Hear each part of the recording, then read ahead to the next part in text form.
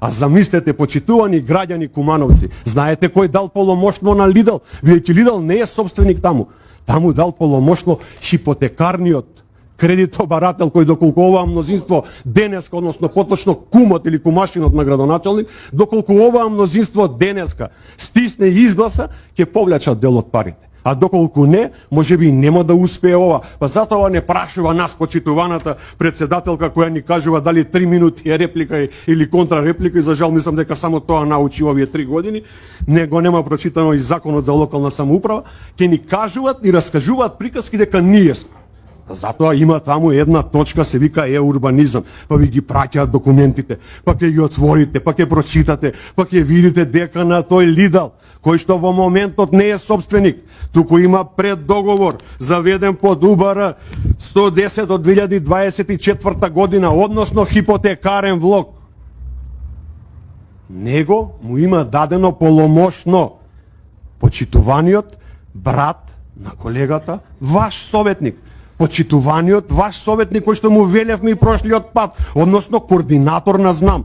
И сега замислите, човекот кој што 30 години заедно со мене од 1995 година у СДСМ влезен од младина, 30 години го лечи тој пациент и замисли сега у претходни 3 години у коалиција со ДПМН кој што ќе го убија у собрание, сега го оправиле градот Кумано.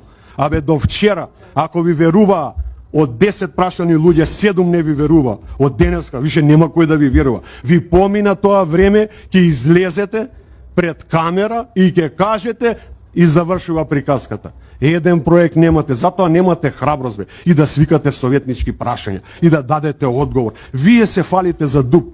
Хајде да го погледнеме начинот како ја ставите у зграда, функцијата у зграда во која живеете. Вие не сте свесни што зборувате. Ама најлесно е да кажете 2-3 збора да ја нападнете, дали на претходна седница мене ќе ме нападнете за некои си фамозни 4100 денари данок, дали имам платено или немам.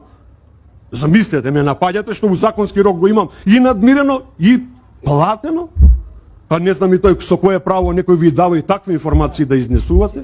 Сега и кажувате на Атина 2 милиона, а овие да ми израчунат колегите ги молам у денари, пошто 248.000 евра или 15 милиони денари не е криминал вашите родители што ги земале.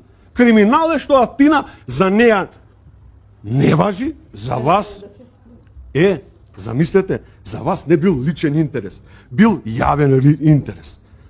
Контрадикторност. Не можам ни све што да запишам овдека, некако сега кога ве нема, не ми текнуваат, кога ве гледам, повеќе ми доаѓа инспирација, па сакам да дебатираме, да отвориме за граѓаните, не лично јас и вие, можеби ќе се караме, ќе се расправаме, тоа не е волет, него за граѓаните да ги изнесеме вистините, да ги кажеме, јас сум спремен, еве ја документацијата, еве ги сите овие работи и одлуки, и колку имате купено, и колку имате продадено, и кога ви е вратено земјиштето. Но ги замолувам колегите советници, ако се сеќавате, и тогаш ви велев, немој да ја гласате одлуката која што ја суспендиравте и која што не беше уставно донесена.